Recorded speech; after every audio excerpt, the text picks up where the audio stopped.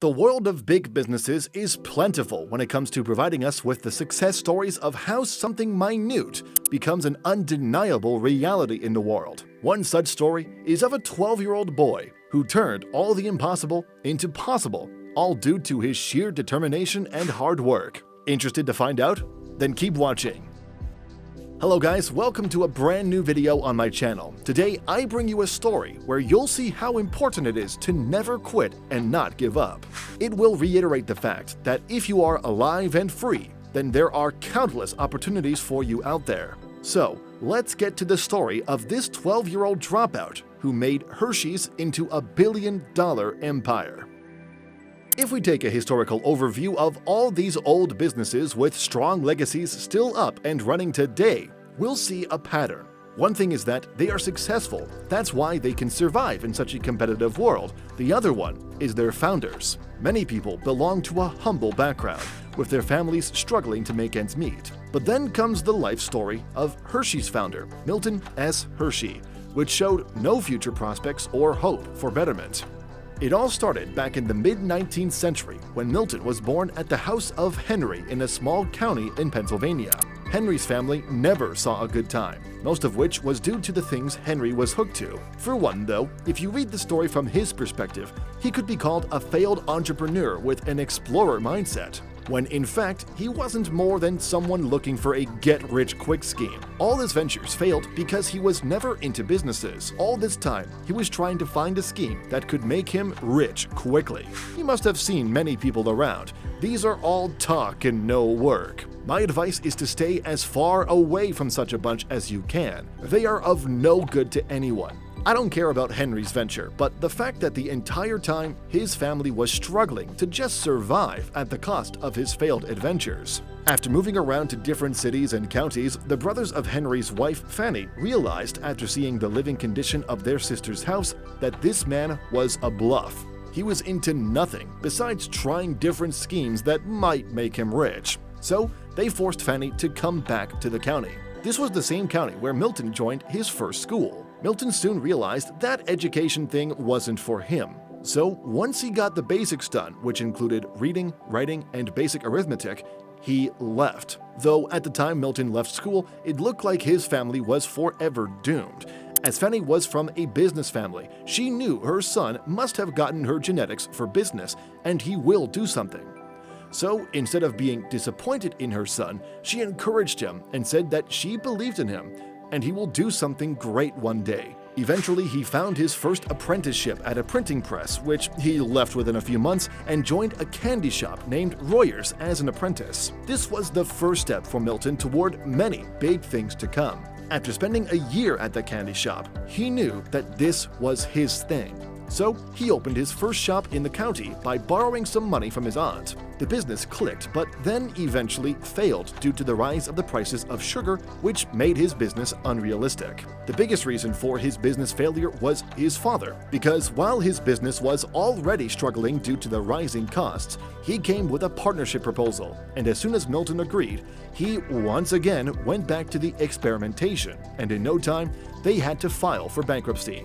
The business was closed, and he had to do something for himself. So he went and joined Hayler's candy shop. There again, he started working as a candy maker. Yet there was one thing that surprised him: their use of cow's milk to make the candies.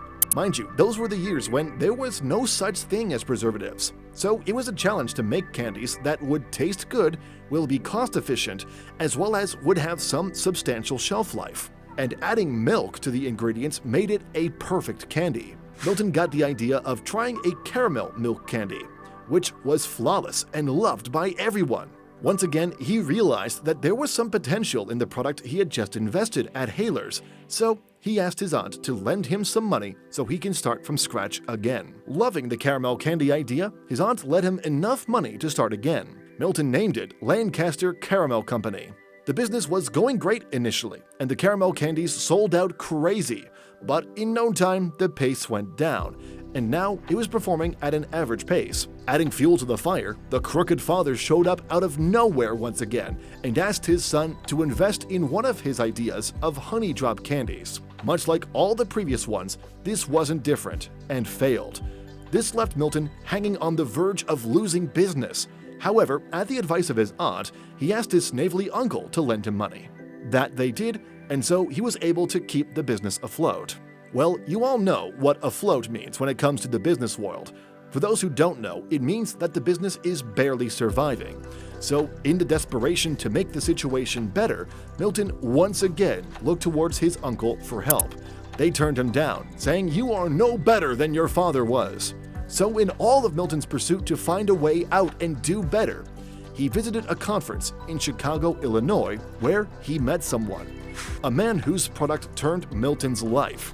Yes, it was in Illinois where he met a man who was showcasing his chocolate machine, and there he realized that even after being so good, why weren't his caramel candies doing good in the market? It was because now the chocolate, which was much better in taste and more loved by the public, had become cheaper. You see, there was a time when not everyone could afford chocolate. Yes, you heard that right. Chocolate was a luxury back then, before the invention of some brilliant chocolate machines that made the whole process and turned chocolate into our everyday snack. The idea of making chocolates struck Milton, and without giving it any second thought, purchased the machine and came back to Pennsylvania and rented a much larger place for his chocolate production factory. But guess what? There was one important thing missing: the chocolate recipe. I get baffled when I come to know that the human mind is such a wonder of God. So, instead of waiting, he hired someone to get the job done.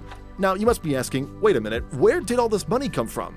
Well, this money came from a man, a banker in fact, who trusted his caramel candies and lent him $1,000 to make candies and sell them to a business in Europe for a further 500 euros. This was one of the last few orders he got for those candies before he left for Chicago. Honestly, if something is meant to happen, it will happen. So you just need to keep pushing until the world opens its doors to you. The doors, in our case for Milton, were the machine, the idea of making and selling chocolates, and then the recipe of making chocolate from condensed milk was nothing short of brilliant. That's when Hershey's Chocolate Company, a subsidiary of Lancaster Caramel Company, was founded back in 1894. His product was great, and it kept selling and selling. It wasn't like there weren't any obstacles. On the contrary, there were plenty of them. This chocolate company saw world wars, many Great Depressions and whatnot. However, it survived all of them to reach the level it has achieved today. Milton died in 1945, leaving a thriving business with over $1 million in sales revenue, with many new products and new competitors to compete with in the market. Still, their product was premium, and it shows that when you don't compromise on your thoughts, then no amount of competition is a threat to your business. Today, Hershey's Chocolate Company has made its mark in the industry and is known for its product across the globe. This thriving business with a worthy legacy is worth $21 billion. Here, the lesson for us is that all we need to do is get our recipe right, and everything else will fall in the right place at the right time. Your job is to focus on the work and let nature do its wonders. And I'll end this video here. I hope you liked it, and if you did, give it a thumbs up. Do subscribe to the channel as well. Until then, take care, and I'll see you in the next one.